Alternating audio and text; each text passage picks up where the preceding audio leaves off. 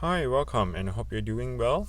Here I have the HP laptop, and what I'll be doing is I'd like to do a teardown on this computer, give you a video of step-by-step tutorial on how to maybe upgrade your RAM, maybe upgrade your SSD drive, maybe to change out the battery, or maybe change the motherboard. So this is a teardown disassemble video, and in this video you're going to pick up things that you want to do your repair on, or see how things is, what is internal of this laptop. So let's go ahead and get started. First thing I'd like to show it to you is the model number, and this model here is HP 15 DY1059 MS. Hopefully you can see the fine print. Now the first thing I like to do is to check out the rubber. This is the rubber stopper, and I believe there are screws hidden underneath the rubber. So go ahead and pry the rubber open. This is just double-sided tape. You can always retape it back again. So let's put that on the side. And here at the bottom, let's take a look and see if they have any screws hidden underneath it. Alright, as you can see, that top and bottom have screws that is hidden underneath the rubber. So once you remove that, go ahead and get a Phillips screwdriver and go ahead and remove them. As you can see, the top right corner here is black screw, and the top left corner here is black as well. So once you remove the two screws, go ahead and remove the one that's right in the middle. This is silver.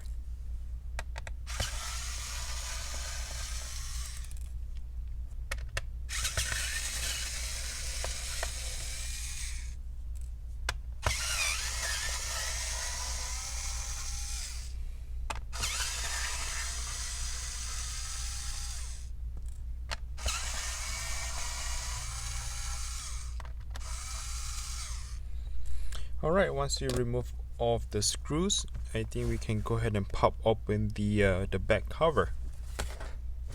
So let's take a quick look here.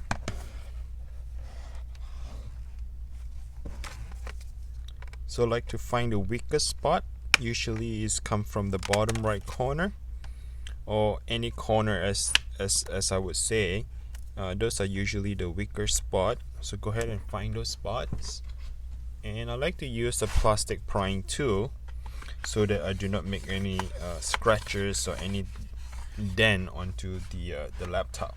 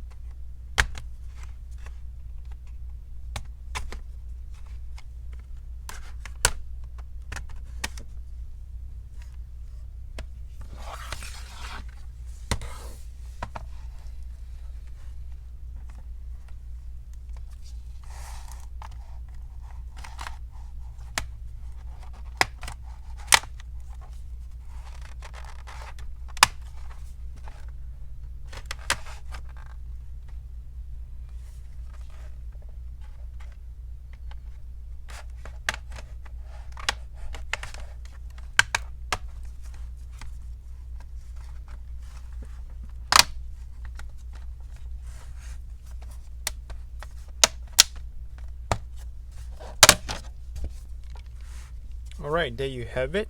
So you just have to kind of pry it open because there are clippers. Those are clippers all around the corner. They clip onto the base. So you need to put a little bit firm pressure to pry it open. Now once the back plate is open, and this computer is showing you the entire thing. So these are the two RAMs. They are run on a DDR4 RAM. And this is the battery. So the first thing I like to do is to remove the battery. Now if your battery is not holding the charge, and if your battery is swollen, like there's a lump on the battery, I highly recommend you to change out the battery. You do not want to keep the broken battery on because it may catch fire when the battery is not in the right condition. Okay, so once you remove all the 5 screws, you can actually remove the battery just like that. Now if you want to find a replacement battery, go ahead and look up for this HT03XL or the part number L11119-855. I would also have the link in the description below where it can direct you to eBay or Amazon where you can buy the battery replacement. I'll make a link for you in the description below. Now for those of you who ask me where's the CMOS battery, you want to reset the motherboard BIOS, things like that, the new computer here does not come with the CMOS battery anymore. Everything is run off from the main battery. So once you remove the main battery for long enough period of time, the motherboard CMOS battery would just back to default. Alright, so this is the M.2 SSD drive, the NVMe, and this is the one that holds your Windows, your data, everything that the games, the program, games, whatever, everything is held onto this M.2 drive. Now this is 256, it's kind of small, but if you want to upgrade to 512 or 1 terabyte, I have a link in the description below where I make a separate video on how to clone the M.2 over to a larger M.2, meaning that when you do the clone over, all the programs, the data, the settings, everything will look the same, exactly the same after you clone it. So go ahead and check out the video if you like. And yeah, I have a video on how to upgrade to a larger M.2 drive. Alright, so this is your keyboard here, okay, and this is your touchpad. So let's go ahead and flip open that little secure clipper. Once you open up the clipper, you can slide the keyboard cable down towards your body. Same thing for the touchpad, and this is probably the audio jack for this purpose. Now if you want to upgrade the RAM, you see how I pushed the two little side clipper away from each other, right? So this metal here comes down, the other metal goes away, and then the RAM would pop open at about 45-degree angle, and you can slide it out. This runs on 8 gigabytes DDR4, and let's check on this one. This one run at 4 gigabyte DDR4. So this is a 12 gigabytes total. You can upgrade 8 and 8 up to 16 or 32 gigs. Alright, so this is the USB port on the other side of it, and it connects, the cable connects back to the main board. Open up the clipper, slide the cable out. Alright, so this one here is for DC jack. If you have a broken DC jack, if you damage the DC jack, you might want to find that DC jack replacement here. So this is very straightforward. The DC jack, there's no connector or anything. There's no safety pin or anything. You just slide the connector to your right. That's how you remove the DC jack. Okay, so this is the CPU fan. Go ahead and open up the connector. The connector is just going to lift up. When you lift it up, it's just like a Lego. When you lift it up, that's how you disconnect this. This is a 30-pin LCD screen. Open up the safety clipper and slide that cable away from you. That's how you remove it. Okay, so let's go ahead and remove the CPU fan.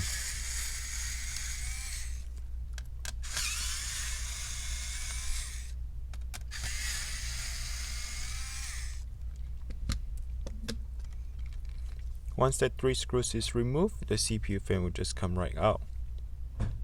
Okay, and this is the replacement number here.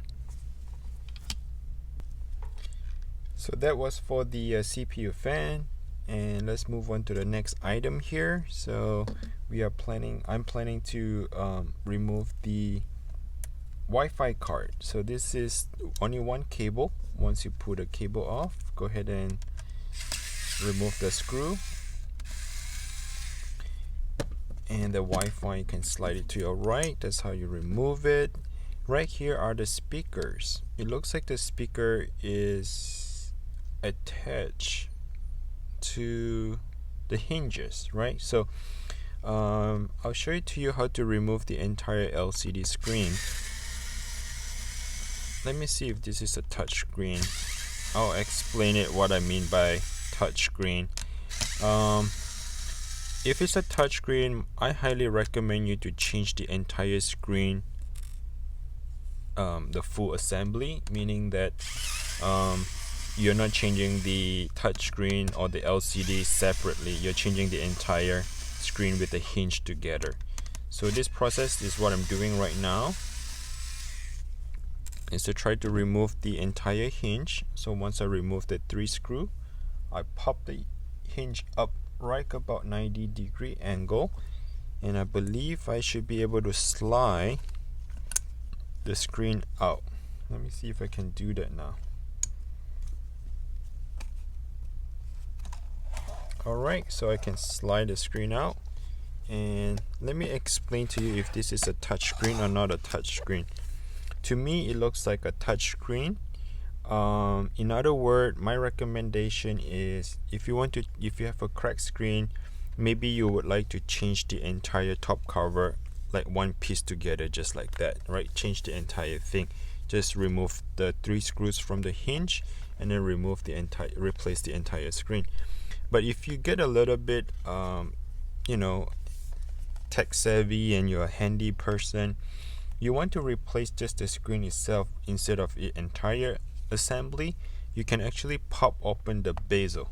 So to me, it looks like this bezel is double-sided tape that tape onto it. I think you can actually pop it open and replace just the screen on its own, but I wouldn't want to do that. I don't think there's going to be much difference in price. You might as well just replace the entire LCD screen. Alright, so let's move on to the next part here. I like to remove the motherboard. So go ahead and remove this screw.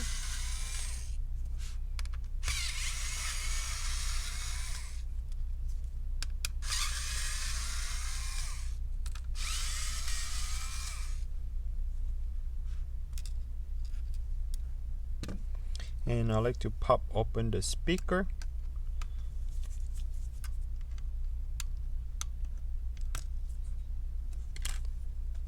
And let's see if the motherboard can come out now. Oops, there's one more screw right here. Oh, there are plenty more screws.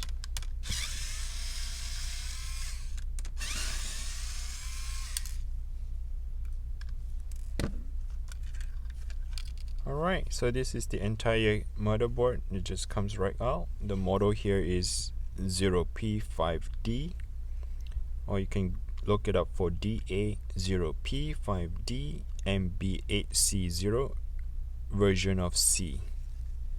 Flip it around, let you guys take a closer look here. So this is the entire motherboard if you want to do a motherboard replacement. Now here I would explain to you, this is the speaker. So there's 1 screw, 2 screws that holds onto the speaker. Once you remove the screw, you can actually remove the speaker after. Now this is the entire keyboard and the touchpad. Obviously you can see that the keyboard is punched down. You see all these little gray dots on it.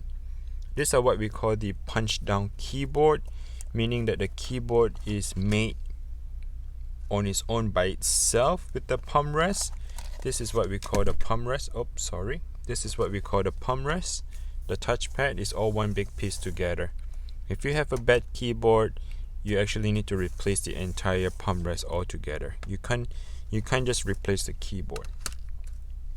Alright, so this is the entire process of a teardown. I hope you enjoyed the video. Whatever repair that you need, I hope that I cover in this video and explain well enough for you to follow the steps. So please give me a like, smash the like button, give me a like button, whatever you want to call that. Subscribe to the channel and hit the notification bell. I really appreciate you for watching this video. And if you have any question, comment below. Please take care. I wish you success on your repair. Until next time, bye.